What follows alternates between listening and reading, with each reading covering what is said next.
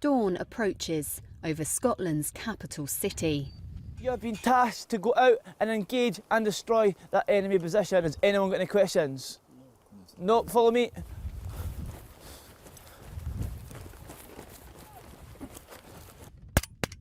The enemy attack and the recruits must engage. 3 weeks ago they were civilians. Now they're approaching the end of a course which will see them pass out as fully trained soldiers in the Army Reserve. Well, we've seen common concealment, we see pairs fire and manoeuvre, so basic skills that are essential to soldiering we're confirming throughout this area. Even in the 3 weeks that we have to train people from civvy to soldier, you can see an absolute massive change. The bearing, how they carry themselves, the level of detail they look into. So we're really seeing massive changes in these guys and they should be absolutely proud. Keep digging in! Recruits here are pushed pretty hard, both physically and mentally. Regular Army instructors immerse them in their training and hold them to the same standards. Well, at the end of the day, you're in the Army, okay, you may find yourself in all sorts of sticky situations, okay. If you can't cut it and you ain't got that aggression about you, then you're in the wrong job, all right? So we need to see that from them. Away from the mock battlefield, the recruits have also been taught the importance of looking after themselves and their weapons in the field.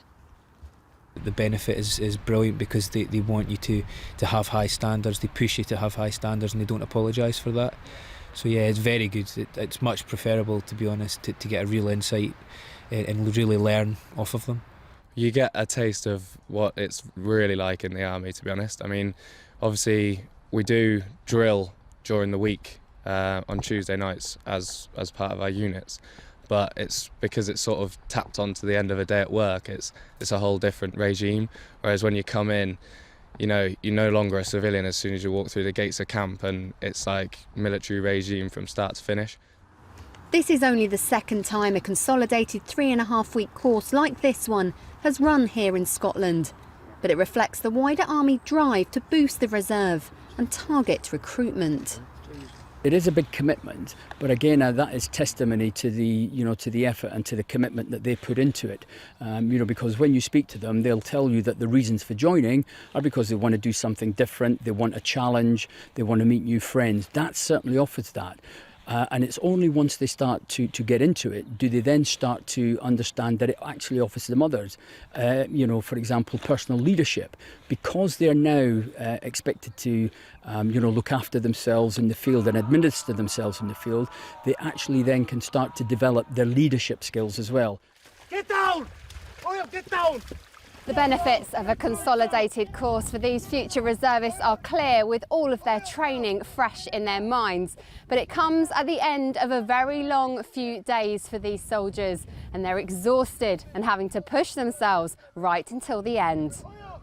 You're going to advance to the enemy at the walk, not the run, do you understand me? Yes, brother dear. But listen. On guard!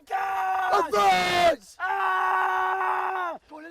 For many, this training has proved a surprise.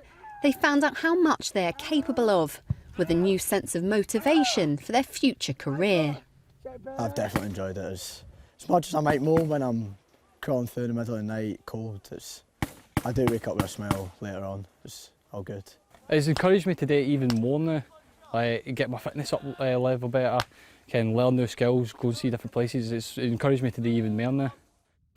At the end of 24 days, these recruits will pass out as fully trained Phase 1 soldiers. Next is specialising in Phase 2, where they'll learn more about how to become infanteers, signallers, engineers or others, and really start their Army Reserve career. Ali Gibson, Forces News, Edinburgh.